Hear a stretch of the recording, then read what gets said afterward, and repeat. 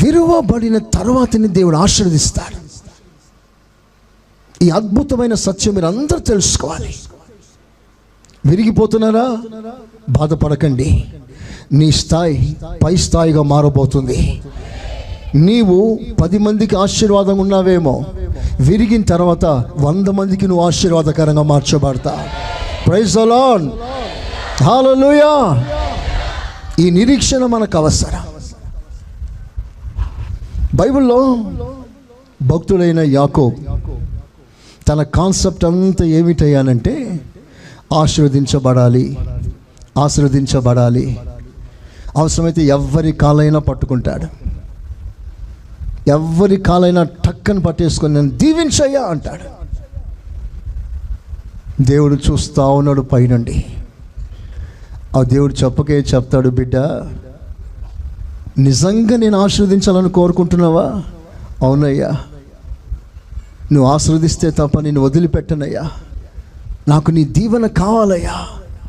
అప్పుడు దేవుడు అంటాడు, నా ఆశీర్వాదం నిజంగా నీకు కావాలంటే ముందు నేను నిన్ను విరుస్తాను.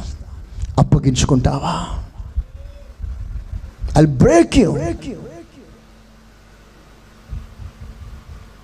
విరువబడకుండానే దీవించబడాలని కోరుకున్న యాకోబు జీవితంలో ఒక సందర్భం వచ్చింది. ఆ సందర్భంలో దేవుడు యాకోబుని విరిచాడు.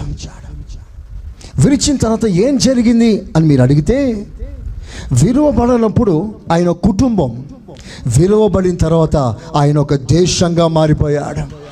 అందరూ బిగ్గరగా చప్పట్లతో దేవుని కనపరచండి. హల్లెలూయా. విలువబడనప్పుడు భయం, ఆందోళన. విలువబడిన తర్వాత ఆ భయాలన్నీ దేవుడు తీసేశాడు. ఎవరి విషయమైతే భయపడ్డాడో, ఎవరిని చూస్తే రాక్షసి అన్న తలంపు వచ్చిందో, ఆ భయంకరమైన శత్రువు కూడా విలువబడిన తర్వాత ఒక దేవదూతలా మారిపోయాడని బైబిల్ సెలవిస్తుంది. Hallelujah. What a great blessing. Breaking brings blessing, pain brings gain. నొప్పి, బాధ, వేదన నీ జీవితంలో ఆకస్మికంగా జరిగింది ఏం కాదు. This is God's plan.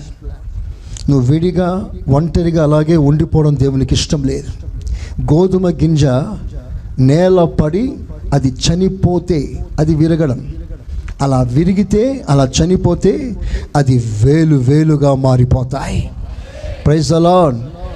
కనుక మీ జీవితాల్లో కేవలం ఏదో భౌతికమైన దీవెన మాత్రమే మనసులో పెట్టుకోవద్దు. భౌతికంగా దీవెనకరంగా ఉండాలని ఆశ పెట్టుకోకండి.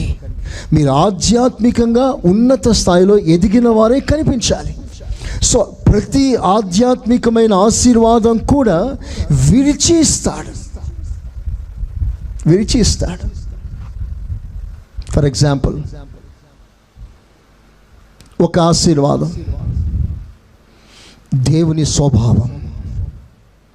ఆ దేవుని స్వభావంలో ఒకటి ఆయన యొక్క సహనం, ఆయన సాత్వికం. ఇవన్నీ మనం నేర్చుకొని అనుభవించాలి.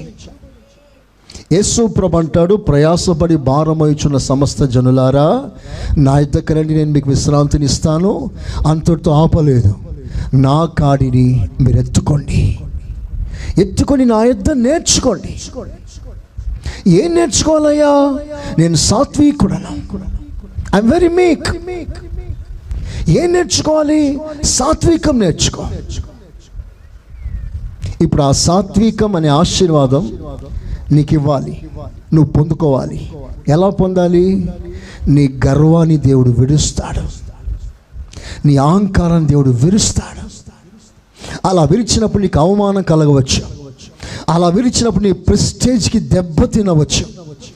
ఏది ఏమైనా నీ అహం, నీకున్న పదవి ఎన్ని రకాలుగా దెబ్బలు ముక్కలైపోయినా దేవుడు నిన్ను అహంను విరిచి నీకు సాత్వికం ఇవ్వాలని తలంచాడు. కనుక నిన్ను విరుస్తాడు, సాత్వికమైన దీవెనలతో నిన్ను నింపుతాడు. అందరూ ఆమేన్ అంటారా గట్టిగా? హల్లెలూయా. ఎంత గొప్ప ఆశీర్వాదం అండి ఇది. కోట్ల రూపాయల ఆస్తి కంటే విలువైన ఆస్తి అండి ఇది.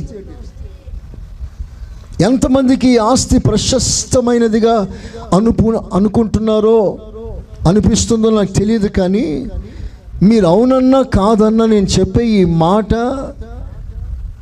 మీ జీవితాల్లో ఎంత విలువైందంటే, ఈ విలువ, ఈ ఖరీదైన అనుభవం మీరు కలిగి ఉంటే పరలోకంలో అందరికంటే మీరు ధనవంతులుగా ఉంటారు. Praise the lord. ధనవంతులంటే ఎక్కువ మహిమలో ఉంటారు, ఎక్కువ ప్రకాశంలో ఉంటారు.